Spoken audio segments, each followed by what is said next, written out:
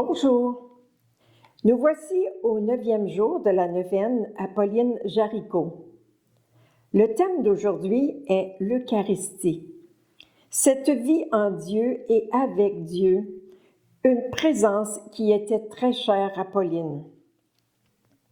Marche seulement à ma suite, dit Jésus en Jean 14, 6, et tu verras que tu ne marcheras pas dans les ténèbres, car je suis la voie, la vérité et la vie. Laisse-moi faire, ajoute-t-il.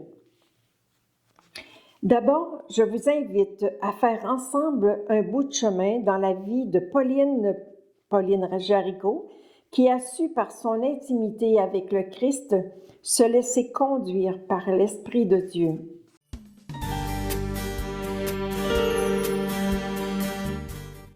« 1926, ouverture de la cause de la béatification.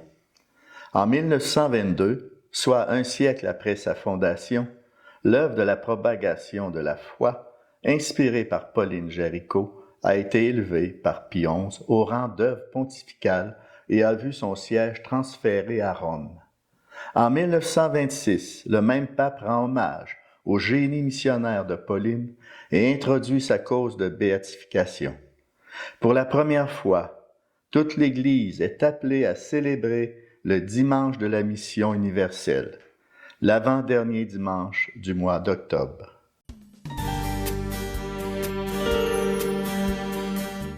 Quel beau cadeau fait à l'Église que la vie de Pauline et sa béatification. C'est une grâce à accueillir. Disposons-nous maintenant, disposons nos cœurs et fermons les yeux, si on veut, pour nous aider à entrer ensemble dans la prière à Jésus et à Pauline. Au nom du Père et du Fils et du Saint-Esprit. Amen. Seigneur, tu es venu sur la terre afin que les hommes et les femmes aient la vie et qu'ils l'aient en abondance. À cette œuvre qui est la tienne, Pauline Marie Jaricot s'est dévouée tout entière. Elle a établi la propagation de la foi pour les multitudes qui ne connaissaient pas la vie, et le rosaire vivant pour qui ne possède pas cette vie dans son abondance.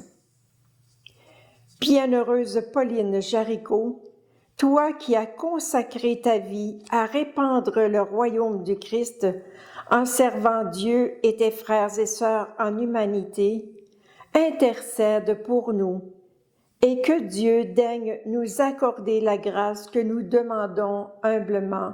Amen. Pour ce 9e jour de neuvaine, la parole de Dieu qui a été choisie, nous la retrouvons dans la lettre de saint Paul apôtre aux Philippiens 3, 10, 14. Paul leur dit, « Il s'agit pour moi de connaître le Christ, d'éprouver la puissance de sa résurrection, de communier aux souffrances de sa passion, en devenant semblable à lui dans sa mort, avec l'espoir de parvenir à la résurrection d'entre les morts. Certes, dit-il, je n'ai pas encore obtenu cela, je n'ai pas encore atteint la perfection, mais je poursuis ma course pour tâcher de saisir, puisque j'ai moi-même été saisi par le Christ Jésus.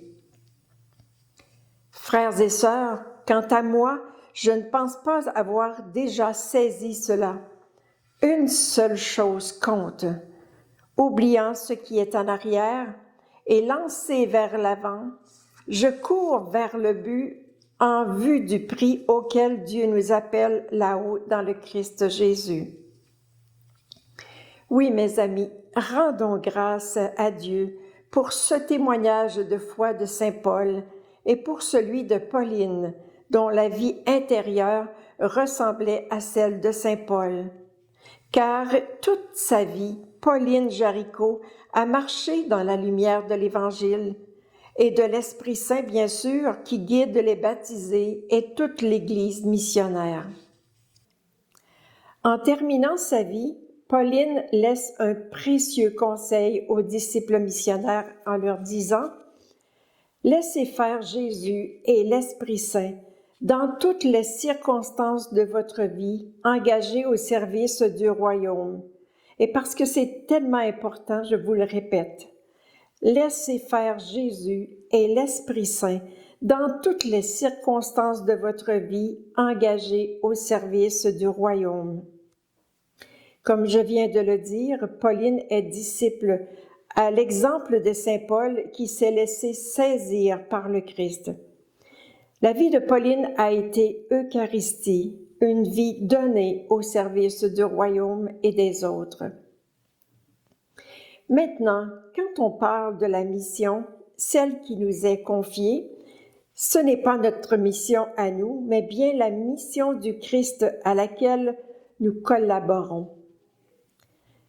Pauline, elle avait bien compris cela. Elle nous dit que il suffit d'être mendiant et disciple de l'amour, qu'il suffit d'être toujours avec lui dans la grande mission universelle, parce que c'est lui la voie, la vérité et la vie, et qu'il suffit de le laisser faire son œuvre en nous pour être ses humbles collaborateurs en esprit et en vérité. Oui, chers amis, demandons cette grâce avec Pauline de nous apprendre à laisser faire Jésus dans notre vie, à laisser l'Esprit Saint nous guider pour que nous soyons de vrais missionnaires pleins de lumière, des témoins du Christ ressuscité au service de l'amour de Dieu bien sûr, mais aussi de l'amour des autres. N'est-ce pas que c'est la plus belle des grâces à demander, cette vie en présence de Dieu pour être à notre tour Eucharistie? Oui, prions ensemble le Seigneur.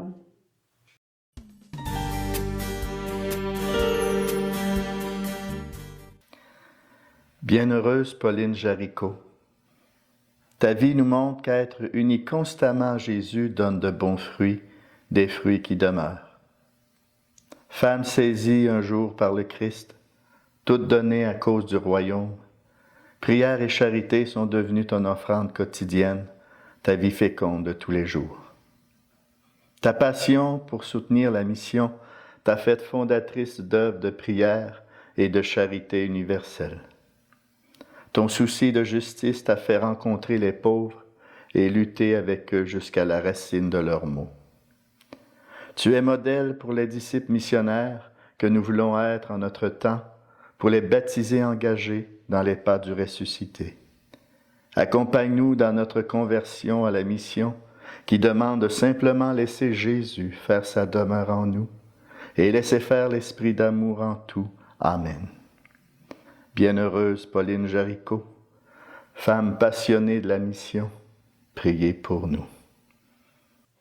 Chers amis, en vous remerciant pour votre collaboration, à la fois dans l'action de grâce et dans l'intercession au Seigneur, pour que d'autres témoins missionnaires comme Pauline Jaricot se lèvent et se manifestent dans notre cher Québec et dans notre monde.